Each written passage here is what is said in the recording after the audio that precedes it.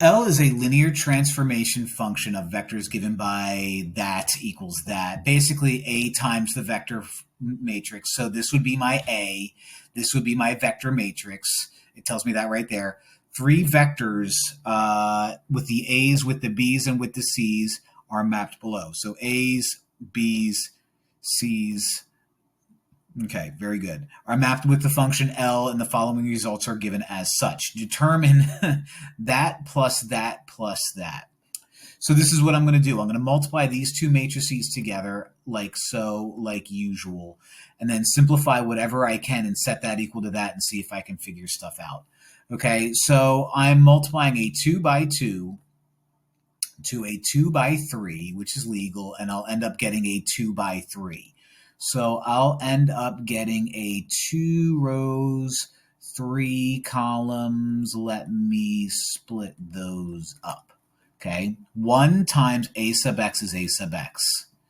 2 times a sub y is 2 times a sub y. Boom. 1 times b sub x is b sub x. 2 times b sub y is 2 times b sub y. Boom. 1 times c sub x is c sub x. 2 times c sub y is 2 times c sub y.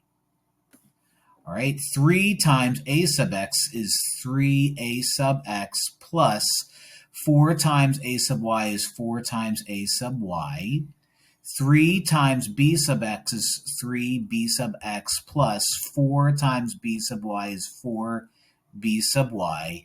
And then 3 times c sub x is 3c sub x plus 4 times c sub y is 4c sub y. My job is to find out what AB, or rather AX plus BX plus CX is.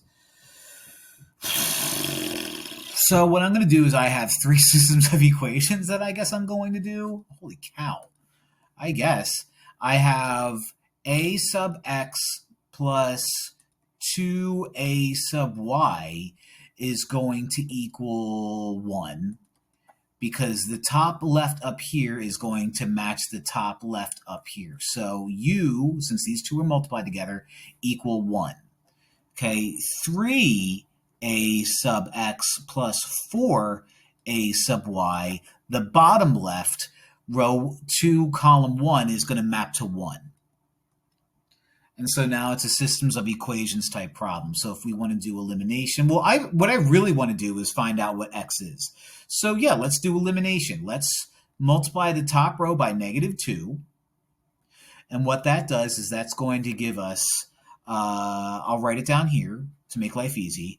That's going to give us -2a sub x minus 4a sub y equals -2. Okay, when you do elimination, you add these two rows together. That crosses out. So I set this up on purpose so that I would get a sub x. A sub x with nothing in front of it is going to equal -1. So a sub x is going to equal -1. And then we do it again. We'll set up a system of equations with the two numbers in the middle here with the middle column. So we have b sub x plus 2 a sub y is going to equal -2 because it's the top row middle column. Okay, that's going to match up with 3b sub x plus 4b sub y equals also -2. Again, my point is to find b sub x, so what I'm going to do is I'm going to multiply the top row again by -2, and what that'll give me is -2b sub x and 3b sub x, and that'll get me b sub x. So your -2b sub x, your -4b sub y, and you're going to become +4. So that when I add these two guys together, I have regular b sub x, you go away, equals 2. So you are 2. One more system of equations. What a terrible problem. C sub x plus 2, I already did the 2, c sub y is going to equal 7. And then 3c sub x plus 4c sub y is going to equal 15. Again, my job is to get c sub x, so I'll multiply the top row by negative 2, because that'll just get me c sub x. So negative 2 c sub x minus 4 c sub y equals negative 14. You cross out, you become 1 c sub x is going to equal 1. So you're 1. So a sub x, which is negative 1, plus b sub x, which is regular 2, plus c sub x, which is negative regular 1. Oh boy, I almost screwed the whole thing up. Regular 1 crosses out, and you get 2. So very difficult, very challenging problem. Makes you think outside the box. The box. It's a matrix. It's fun. We have fun here. Like and subscribe.